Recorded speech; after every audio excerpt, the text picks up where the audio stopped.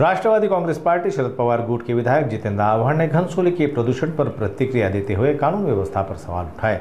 ठाणे में मीडिया से बात करते उन्होंने कहा, इसके पीछे बड़े गैंग का हाथ है। पुलिस और महानगर पालिका प्रशासन का इस पर ध्यान नहीं है। आमच्या कार्यकर्त्यांनी आणि तिथल्या स्थानिक नागरिकांनी म्हणजे टँकर पकडला देखील होता, पण त्या कार्यकर्त्यांवरती दमदाटी करण्यात आली, त्यांच्यावरती हत्यारं काढण्यात आली आणि मग ते कार्यकर्ते नागरिक मागे आले आणि ते दररोज 2 दिवसांनी ते केमिकल त्या नाल्यात सोडतायत।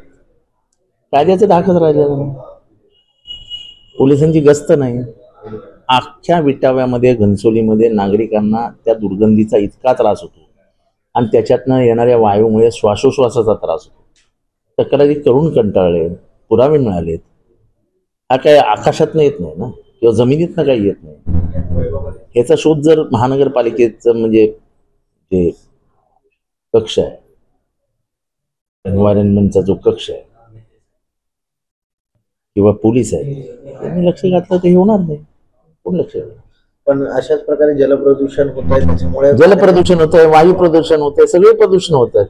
माणूसच प्रदूषित व्हायला लागला, त्याला करायचं काय?